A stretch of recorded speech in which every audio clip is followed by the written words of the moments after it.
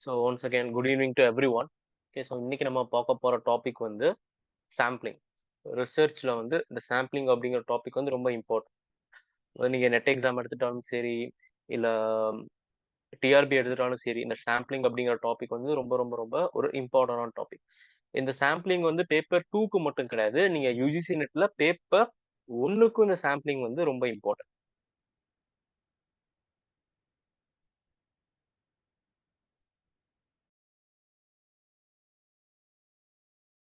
Sampling அப்படிங்கிறது வந்து நம்ம ரிசர்ச்ல வந்து ஒரு ரிசர்ச் பண்றப்போ நமக்கு வந்து ஒரு சப்ஜெக்ட்ஸ், அதாவது ஒரு பெரிய ஒரு பாப்புலேஷனுக்கு வந்து நம்ம ரிசர்ச் பண்ணணும். ஓகேங்களா? ஸோ நம்ம அவ்வளவு பெரிய பாப்புலேஷனை வச்சு நம்ம ரிசர்ச் பண்ண முடியாது அப்படிங்கிறதுனால அதுல இருந்து ஒரு சின்ன பார்ட் எடுத்து நம்ம ரிசர்ச் பண்றதா நம்ம சாம்பிளிங் அப்படின்னு சொல்லுவோம். ஓகே, ஸோ இதை பத்தி நம்ம பார்க்க போறது என்னென்ன டைப் ஆஃப் சாம்பிளிங் டெக்னிக்ஸ் இருக்கு அப்படிங்கிறத பத்தி நம்ம வந்து பார்க்கலாம். ஓகே,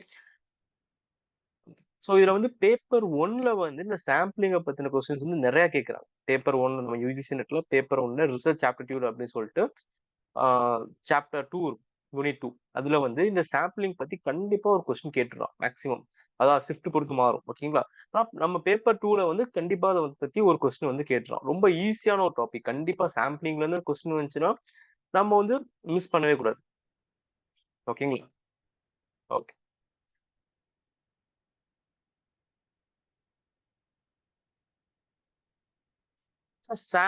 சாம்பிள் என்னன்னு பார்த்தலாம். சாம்பிள் அப்படிங்கிறது when you conduct a research about a group of people. ஓகேங்களா? அதாவது நீ ஒரு குரூப் ஆஃப் பீப்புளுக்கு வந்து ரிசர்ச் பண்றப்போ is rarely possible to collect the data from every person in the group. ஓகேங்களா? அது எல்லா பெர்சன்ட்டையும் வந்து நம்ம டேட்டாவை கலெக்ட் பண்றது அப்படிங்கிறது வந்து ரொம்ப ஒரு கஷ்டமான விஷயம். ஓகே, ஸோ அதுக்கு இப்போ என்ன பண்றோம்னா அந்த பெரிய ஒரு பாப்புலேஷன்ல இருந்து ஒரு சின்ன ஒரு சாம்பிளை வந்து நம்ம எடுக்கிறோம். அதுவும் பெரிய ஒரு குரூப்ல இருந்து சின்ன ஒரு குரூப்பை வந்து நம்ம எடுக்கிறோம். அது பேர் தான் சாம்பிள் அப்படின்னு சொல்லுவாங்க. ஓகேங்களா? இப்போ நம்ம சமைக்கிறப்ப பார்த்திருப்போம். அரிசி வெந்துருச்சான்னு சொல்லிட்டு என்ன பண்ணுவோம், ஒரு அரிசியை மட்டும் எடுத்து பார்ப்போம். ஸோ அதுதான் சாம்பிள். ஓகேங்களா? ஸோ எப்பயுமே நம்ம வந்து ஒரு சாம்பிள் வந்து ஒரு குரூப் ரெப்ரசென்ட் பண்ணும். அதாவது சாம்பிள் வந்து ஒரு பெரிய பாப்புலேஷனை வந்து ரெப்ரசென்ட் பண்ணும். ஓகே, ஸோ இதுல வந்து 2 டைப் ஆஃப் சாம்பிளிங் மெத்தட்ஸ் இருக்கு. ஒன்னு வந்து ப்ராபபிலிட்டி சாம்பிளிங், இன்னொன்னு வந்து நான் ப்ராபபிலிட்டி சாம்பிளிங் சொல்லுவாங்க. ஓகே, ஸோ ப்ராபபிலிட்டினா என்னது? What is probability?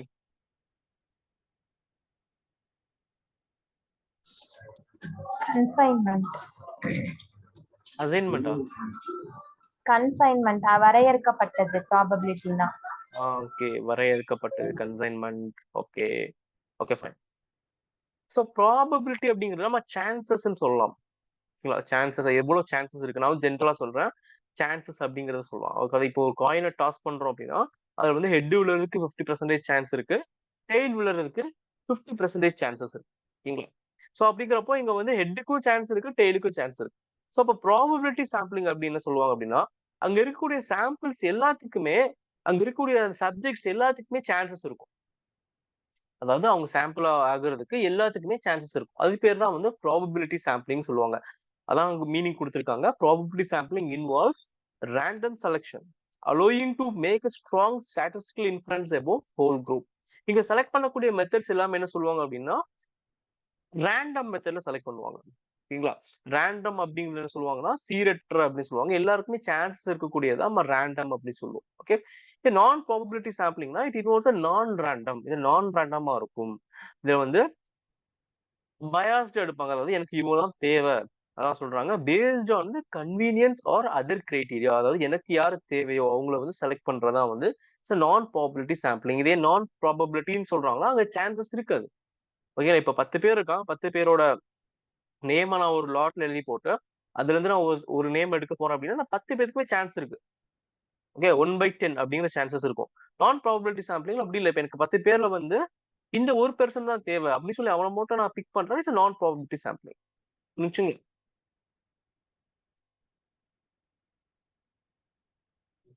Probability sampling அதோட மீனிங் தான் இங்க கொடுத்துருக்காங்க. ஸோ பாத்துக்கோங்க.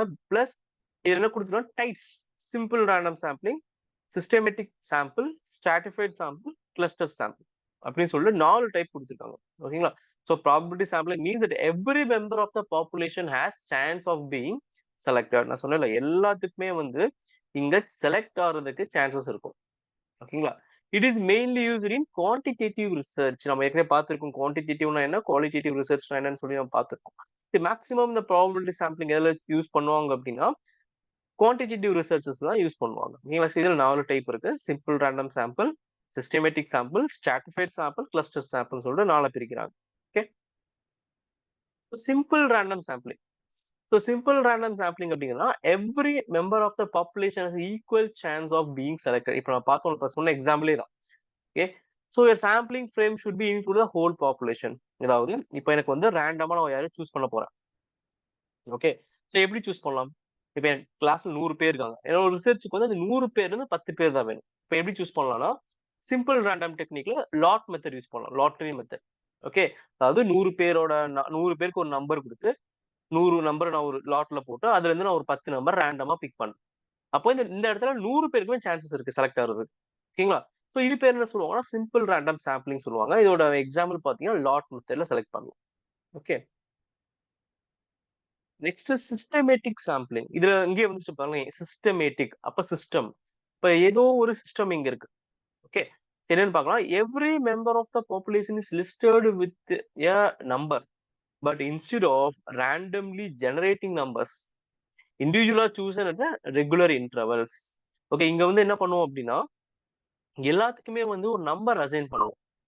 ஓகே, நம்பர் அசைன் பண்ணி ஒரு ரெகுலர் இன்டர்வெல்ல வந்து அவங்க சூஸ் பண்ணுவோம். இப்போ எக்ஸாம்பிளுக்கு எனக்கு என்னோட கிளாஸ்ல 100 பேர் இருக்காங்க. என்னோட 100 பேருக்கு வந்து எனக்கு வந்து 10 பேர் தான் தேவை. ரிசர்ச்சுக்கு 10 பேர் தான் தேவை.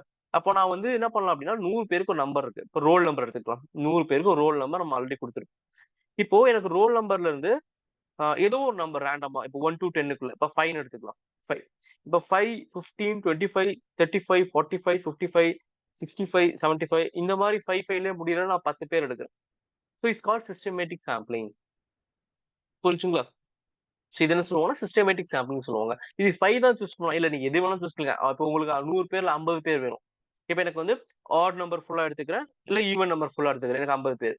இல்ல எனக்கு வந்து 8 பேர் தான் வேணும். அப்போ நான் அதுக்கு ஒரு ஃபார்ம் 8, 16 இந்த மாதிரி சூஸ் பண்றேன். இல்ல எனக்கு எவ்வளவு பேர் வேணுமோ அதுக்கேத்தாப்புல நான் வந்து அந்த ஏதோ ஒரு நம்பர் அசைன் பண்ணி ஏதோ ஒரு சிஸ்டம் ஃபாலோ பண்ணி சூஸ் பண்றேன். அது எப்படி வேணா இருக்கலாம். ஓகேங்களா? ஸோ இது பேர் என்ன சொல்லுவாங்க அப்படின்னா சிஸ்டமேட்டிக் சாம்பிளிங் சொல்லுவாங்க. ஓகே, அத வந்து நான் ஏதோ ஒரு சிஸ்டம் ஃபாலோ பண்றேன். ஆனா அது ஒரு ரெகுலர் இன்டர்வல்ல அது கரெக்டா போயிட்டே இருக்கும். ஓகே, இது பேர் தான் வந்து சிஸ்டமேட்டிக் சாம்பிளிங். ஸோ நெக்ஸ்ட் வந்து ஸ்ட்ராட்டிஃபைடு சாம்பிள். ஸோ ஸ்ட்ராட்டிஃபைடு அப்படின்னா ஸ்ட்ராட்டா அப்படின்னு என்ன சொல்லுவாங்கன்னா இந்த 2 வேர்ட் இருக்கு. ஸ்ட்ராட்டா அப்படிங்கிற வேர்ட் இருக்கு. ஸ்ட்ராட்டா அப்படின்னா லேயர்ஸ் அப்படின்னு சொல்லுவாங்க. இங்க இருக்க பாத்தீங்களா? இது பேர் வந்து லேயர்ஸ் அப்படின்னு சொல்லுவாங்க. ஓகே, ஜஸ்ட்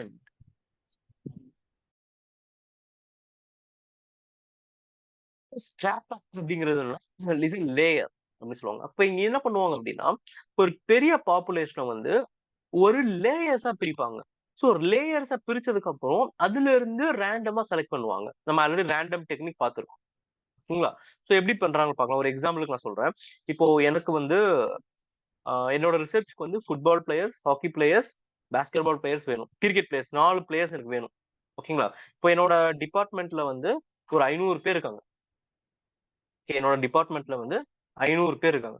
ஸோ இந்த 500 பேர்ல எனக்கு வந்து யார் யார் வேணும்? Football, basket ball, volleyball, cricket players வேணும்னு வச்சுக்கலாம். 4 பிளேயர்ஸ் தான் எனக்கு வேணும். அப்ப என்ன பண்ணுவேன்? ஃபர்ஸ்ட் இந்த 500 பேர்ல எத்தனை ஃபுட்பால் பிளேயர்ஸ் இருக்காங்கன்னு சொல்லிட்டு நான் ஒரு குரூப் பிரிப்பேன். புரிஞ்சுங்களா?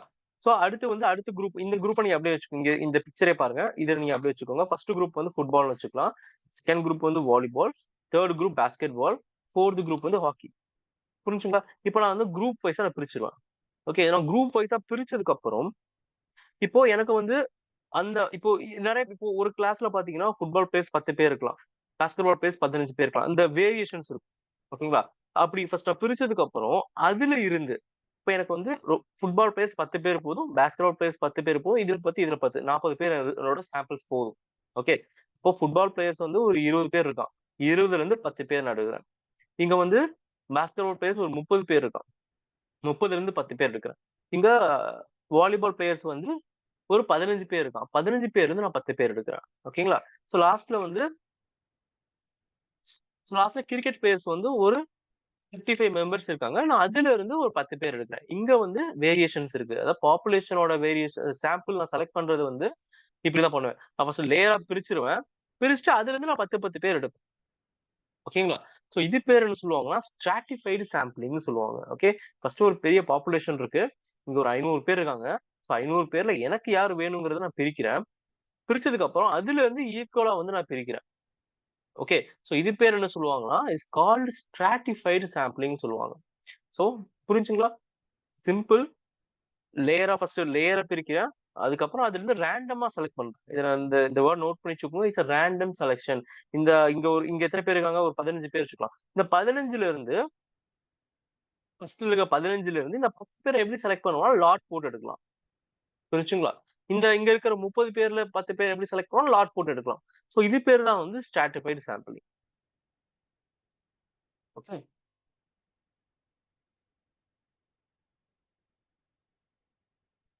Next is cluster sampling.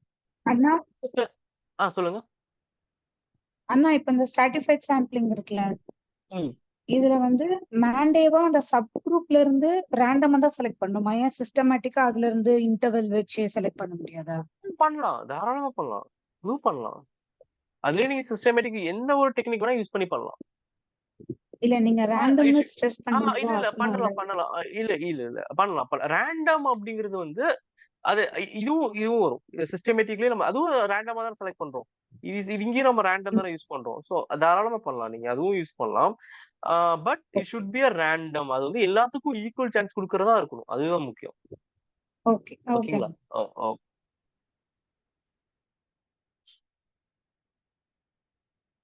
Next பாத்தீங்கன்னா, கிளஸ்டர் சாம்பிளிங். கிளஸ்டர் அப்படிங்கிறது குரூப் அப்படின்னு சொல்லுவோம். ஓகேங்களா? கிளஸ்டர் அப்படின்னு சொல்லுவாங்க. Okay. So cluster sampling is a probability sampling, a technique where researchers divide the population into multi groups. ஓகேங்களா? அதாவது குரூப் அப்படிங்கிறது கிளஸ்டர்ஸ் சொல்லுவாங்க. Okay. So the researcher then select the random group with a simple random or systematic random sampling technique of the data collection and unit of analysis. ஓகேங்களா? So அதாவது இதுல என்ன பண்ணுவாங்க அப்படின்னா, ஒரு பெரிய பாப்புலேஷன் இருக்கு. அத வந்து குரூப்பா பிரிப்பாங்க. ஓகேங்களா? குரூப்பா பிரிச்சுட்டு, அந்த பர்ட்டிகுலர் குரூப்ப மொத்தமா எடுப்பாங்க. சோ அது பேர் தான் வந்து கிளஸ்டர் சாம்பிளிங் சொல்லுவாங்க. ஓகேங்களா? இப்போ ஒரு எக்ஸாம்பிளுக்கு வச்சுக்கலாம். இப்ப எனக்கு வந்து நான் ஒரு தமிழ்நாடு ஃபுல்லா ஒரு ரிசர்ச் பண்ண போறேன். ஓகேங்களா? சோ என்னோட ஏரியா வந்து தமிழ்நாடு. ஓகே. தமிழ்நாட்டுல பாத்தீங்கன்னா, டிஸ்ட்ரிக்ட் வைஸா நான் என்ன பண்றேன் பிரிக்கிறேன். ஓகே. சோ நெறைய டிஸ்ட்ரிக்ட்ஸ் இருக்கு. என்னால எல்லா டிஸ்ட்ரிக்ட்ஸ்லயும் போய் பண்ண முடியாது அப்படிங்கிறதுனால, நான் தமிழ்நாட்டுல இருக்கிற ஆம், ஒரு டிஸ்ட்ரிக்ட் ஃபுட்பால் பிளேயர்ஸ் வச்சுக்கலாம். ஓகே. டிஸ்ட்ரிக்ட்ல இருக்க ஃபுட்பால் பிளேயர்ஸ். ஓகேங்களா? சோ அப்போ கிட்டத்தட்ட நெறைய டிஸ்ட்ரிக்ட்ஸ் இருக்கு. சோ அதனால வந்து என்ன பண்றேன் அப்படின்னா, நான் மொத்தமா எல்லா டிஸ்ட்ரிக்ட்டையும் பிரிச்சுடுறேன். ஓகே. சோ இப்ப என்ன பண்றேன் அப்படின்னா, இப்போ 30 டிஸ்ட்ரிக்ட்ஸ் வச்சுக்கலாம். ஒரு எக்ஸாம்பிள் 30 டிஸ்ட்ரிக்ட்ஸ் இருக்குன்னு வச்சுக்கலாம். ஓகே. அப்ப 30 குரூப்ஸ் புரிஞ்சுங்களா? 30 கிளஸ்டர்ஸ் இருக்கு. ஓகே. இப்போ என்ன பண்ணுவோம் அப்படின்னா, என்னோட ரிசர்ச்க்கு வந்து 5 குரூப் போதும். 5 கிளஸ்டர்ஸ் போதும். அப்ப என்ன பண்றேன்னா, ரேண்டமா ஒரு 5 கிளஸ்டர்ஸ செலக்ட் பண்றேன். அத நீங்க லாட் போட்டு செலக்ட் பண்ணலாம். ஓகே. எப்படி வேணா செலக்ட் பண்ணிக்கலாம். ஓகே. சோ அந்த 5 இல்ல சிஸ்டமேட்டிக்கா கூட செலக்ட் பண்ணிக்கலாம். இப்ப கேட்டீங்க பார்த்தீங்களா, குடுத்துருக்காங்க பார்த்தீங்களா? சிம்பிள் ரேண்டமா செலக்ட் பண்ணிக்கலாம். சிஸ்டமேட்டிக்காவும் செலக்ட் பண்ணிக்கலாம். இப்ப 30 குரூப்ஸ் இருக்கு. அந்த 30 குரூப்ஸ்ல என்னோட ரிசர்ச்க்கு தேவை 5 குரூப் போதும். ஓகே. இப்ப 5 குரூப்ப வந்து ரேண்டமா செலக்ட் பண்றேன். இல்ல சிஸ்டமேட்டிக்கா அந்த டெக்னிக்க யூஸ் பண்ணி நான் செலக்ட் பண்றேன். Okay. This is called cluster sampling. But இங்க என்ன பண்ண மாட்டோம் அப்படின்னா, குரூப்ப பிரிக்க மாட்டோம். அதாவது இப்போ கோயம்புத்தூர்ல ஒரு ஃபுட்பால் டீம் இருக்கு. அது ஒரு இஸ் அ கிளஸ்டர். அந்த அந்த கோயம்புத்தூர்ல இருக்கிற ஃபுட்பால் டீம் மொத்தமா நான் எடுப்பேன். அது 1 பிளேயர் இல்ல, 2 பிளேயர் இல்ல. அந்த மாரி பண்ண மாட்டாங்க கிளஸ்டர்ஸ்ல.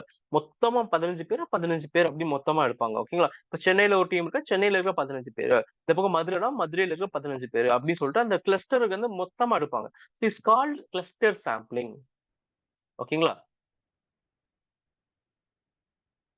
இதுக்கு இன்னொரு பேர் இருக்கு. மல்டி ஸ்டேஜ் சாம்பிளிங் அப்படின்னு சொல்லிட்டு இன்னொரு பேர் இருக்கு. அதையும் நோட் பண்ணி வச்சுக்கோங்க. எக்ஸாம்ஸ்ல மல்டி ஸ்டேஜ் தான் கேட்பான். ஒரு சில இடத்துல கேட்டிருக்கான். இதுக்கு முன்னாடி கேட்டிருக்கான். சோ அதையும் நோட் பண்ணி வச்சுக்கோங்க. ஓகே. சோ இதோட ப்ராபபிலிட்டி சாம்பிளிங் வந்து முடிஞ்சிருச்சு. ஓகே. சோ இதுல கொஸ்டின்ஸ் எப்படி கேட்பாங்க அப்படின்னு பார்த்தரலாம். ஒரு பர்ட்டிகுலர் சாம்பிளிங்க குடுத்துருவாங்க. ஓகேங்களா? இப்போ ஒரு எக்ஸாம்பிள் சிஸ்டமேட்டிக் ஸ்ட்ராட்டிஃபைட் சாம்பிளிங் இருக்கு அப்படின்னா, ஸ்ட்ராட்டிஃபைட் சாம்பிளிங்கோட கேரக்டரிஸ்டிக்ஸ் கேட்பான். அத குடுத்துட்டு இது எதெல்லாம் கரெக்ட், எதெல்லாம் தப்பு அப்படின்னு கேட்கலாம். இல்ல ஒரு பர்ட்டிகுலர் சாம்பிளிங் டெக்னிக்ஸ குடுத்துட்டு இது எதெல்லாம் ப்ராபபிள் சாம்பிளிங் இதெல்லாம் நான் ப்ராபபிள் சாம்பிளிங் கேட்கலாம். Maximum true or false questions மாதிரி இதெல்லாம் நிறைய கேட்கறதுக்கான சான்சஸ் நிறையவே இருக்கு. ஓகேங்களா? இது வரைக்கும் அப்படிதான் கேட்டிருக்காங்க. ஸோ இப்போ இது நீங்க வந்து கேரக்டரிஸ்டிக்ஸ் வந்து ரொம்ப கேரக்டரிஸ்டிக்ஸ் வந்து ரொம்ப ரொம்ப இம்பார்ட்டன்ட். ஓகேங்களா? ஸோ ப்ராபபிலிட்டி சாம்பிளிங்ல எதுவும் டவுட் இருக்கா?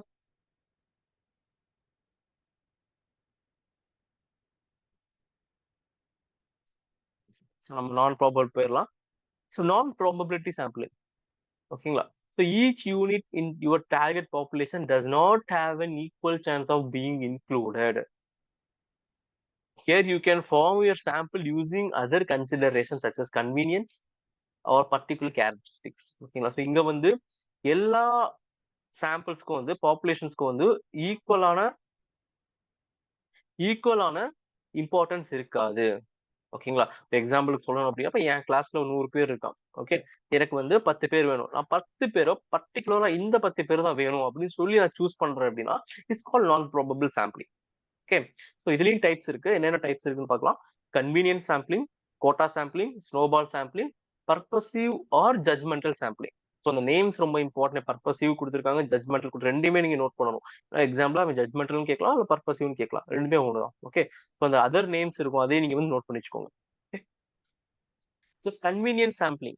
Convenience sampling is a non-probability sampling method where units are selected for the inclusion in the sample because they are easiest for a researcher to access.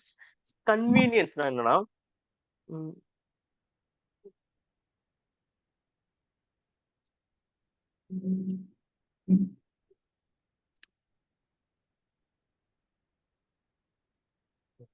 Convenience அப்படின்னா என்னன்னா எனக்கு யார் கன்வீனியன்ட்டா இருக்கா. ஓகேங்களா? So எனக்கு யாரு கன்வீனியன்ட்டா இருக்கா, பக்கத்துல இருக்கா, என்ன வந்து யாரால என்ன ஈஸியா அக்சஸ் பண்ண முடியும் அப்படின்னு சொல்லிட்டு நான் அவங்கள சூஸ் பண்றேன் அப்படின்னா இட்ஸ் கால்ட் கன்வீனியன்ஸ் சாம்பிளிங்னு சொல்லுவாங்க. ஃபார் எக்ஸாம்பிள் சொல்லணும் அப்படின்னா இப்போ நான் வந்து பெங்களூர்ல ஒர்க் பண்ணிட்டு இருக்கேன். என்னால வந்து தமிழ்நாட்டுல வந்து ரிசர்ச் பண்ண முடியாது. ஓகேங்களா? ஸோ அப்ப நான் என்ன பண்றேன் அப்படின்னா இங்க பக்கத்துல இருக்க ஒரு காலேஜ்லயோ இல்ல ஸ்கூல்லையோ நான் சூஸ் பண்ணி நான் ஒரு சாம்பிள் பண்றேன், நான் ஒரு ரிசர்ச் பண்றேன் அப்படின்னா இட்ஸ் கால்டு கன்வீனியன்ஸ் சாம்பிளிங். எனக்கு யாரு பக்கத்துல இருக்காங்களோ என்னால யார் ஈஸியா அக்சஸ் பண்ண முடியுமோ, ஓகேங்களா, அவங்கள வந்து நான் சூஸ் பண்ணி பண்ணா இட்ஸ் கால்டு கன்வீனியன்ஸ் சாம்பிளிங். இதுக்கு இன்னொரு பேர் இருக்கு, அவைலபிலிட்டி சாம்பிளிங் அல்லது ஆக்சிடென்டல் சாம்பிளிங் சொல்லுவாங்க. இந்த ரெண்டு பேரையும் கொஞ்சம் நோட் பண்ணி வச்சுக்கோங்க. ஓகே, ஸோ இது வந்து கன்வீனியன்ஸ் சாம்பிளிங். ஸோ நெக்ஸ்ட் பாத்தீங்கன்னா கோட்டா சாம்பிளிங். ஸோ இங்கே வந்துச்சு கோட்டா, கோட்டா இருக்கு, அங்க ஏதோ ஒரு கோட்டா இருக்கு. கோட்டானா அங்க வந்து அவங்க மட்டும்தான் வர முடியும், மத்தவங்க வர முடியாது. ஓகேங்களா? ஸோ இது என்னன்னா மறுபடியும் பார்த்தோம் பாத்தீங்கன்னா ஸ்ட்ராட்டிஃபைடு சாம்பிளிங் அதே மெத்தட் தான். பட் சின்ன ஒரு ஃப்ரெண்ட்ஸ் யாரோட மைக்கோ அன்மியூட்டா இருக்கு, ப்ளீஸ் கொஞ்சம் மியூட் பண்ணிக்கோங்க.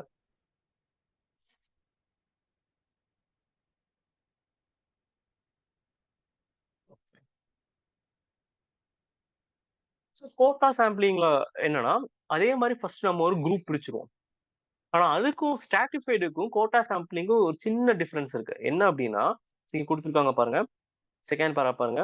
while in quota sampling the sample selection is non random using a convenience sampling. நான் இது வந்து நான் ரேண்டமா இருக்கும். இப்போ இதே தான் இங்க நம்ம பார்த்தோம் பாத்தீங்களா இந்த குரூப்.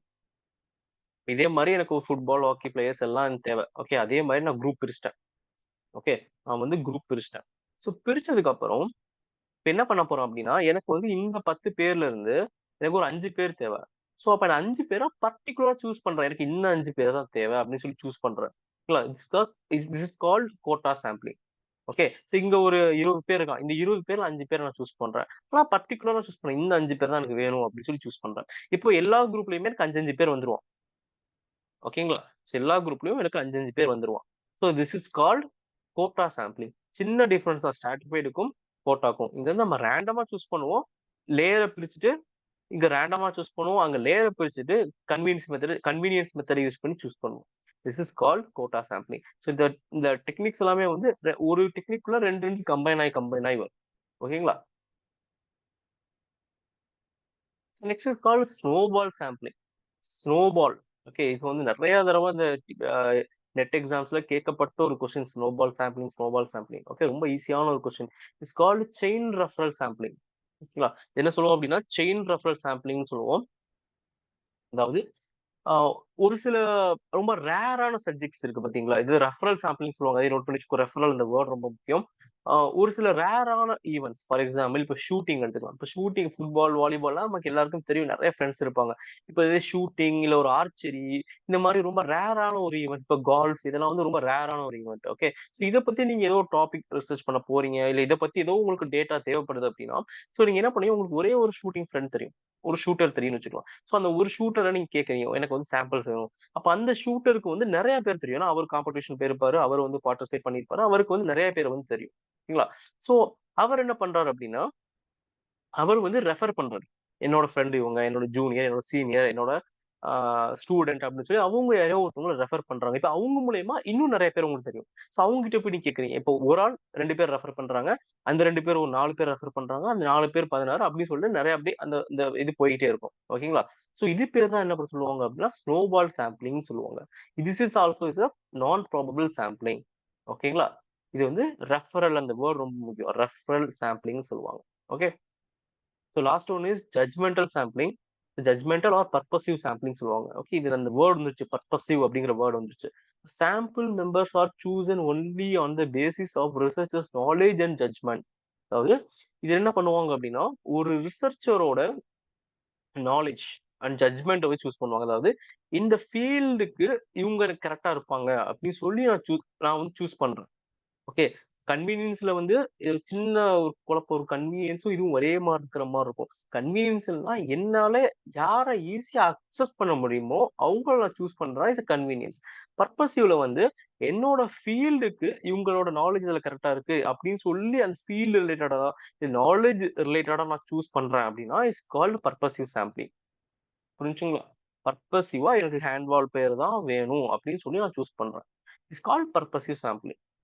புரிஞ்சுங்களா? ஓகே. ஸோ இதோட வந்து நமக்கு சாம்பிளிங் அப்படிங்கிற டாபிக் வந்து முடியுது. உங்களுக்கு ஏதாவது டவுட்ஸ் இருந்தா கேட்கலாம்.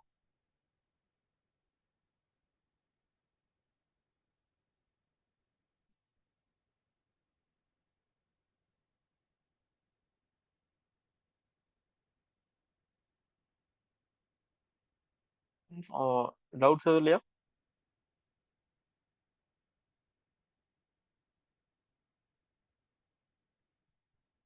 ஹலோ? ஓ. ஸோ இதுல நீங்க எப்படி எக்ஸாம் பாயிண்ட் ஆஃப் வியூல பார்க்கணும் அப்படின்னா, ஒண்ணு வந்து எனக்கு சொன்ன கேரக்டரிஸ்டிக்ஸ் அது கேட்பான். ஒரு பர்ட்டிகுலர் சாம்பிளிங் குடுத்துட்டு என்ன ப்ராபபிளா, நான் ப்ராபபிளா அப்படி கேட்பான். ஓகேங்களா? ஸோ இந்த சாம்பிள்ஸ் மட்டும் நீங்க பார்த்தா போதும். இதுக்கு மேல வேற எதுவுமே இல்ல. மல்டி ஸ்டேஜ் அப்படிங்கிற வேர்ட மட்டும் அந்த கிளஸ்டர் சாம்பிளிங்ல ஆட் பண்ணிக்கோங்க. ஓகேங்களா? ஸோ அத தவிர்த்து வேற எதுவும் இத தாண்டி கேட்க மாட்டாங்க. இதுவரைக்கும் மேக்ஸிமம் இதுக்குள்ள தான் கேட்டிருக்கான். ஓகே. ஸோ சாம்பிளிங்ல வந்து நம்ம எந்த கொஸ்டின் வந்தாலும் விட்டுறவே கூடாது. ரொம்ப ஈஸியான ஒரு டாபிக் தான் சாம்பிளிங். ஓகே. ஸோ நம்ம நாளைக்கு கிளாஸ்ல வந்து டேட்டா கலெக்ஷன், ஸ்டாட்டிஸ்டிக்ஸ் ஸ்டார்ட் பண்ணிரலாம்.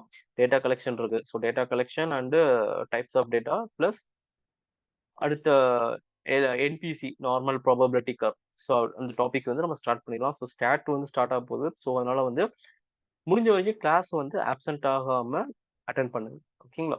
நான் திரும்ப ஒன்ஸ் முடிஞ்சிருச்சு அப்படின்னா திரும்ப கிளாஸஸ் வந்து எடுக்கிறது வந்து கஷ்டம். அதனால வந்து முடிஞ்ச வரைக்கும் கிளாஸை வந்து ஆப்சென்ட் ஆகாம அட்டென்ட் பண்ணுங்க. ஓகே. ஸோ நம்ம கிளாஸை வைண்ட் அப் பண்ணிக்கலாம். வேற ஏதாவது டவுட்ஸ்? இந்த கிளாஸ் முடிச்சுக்கலாம்.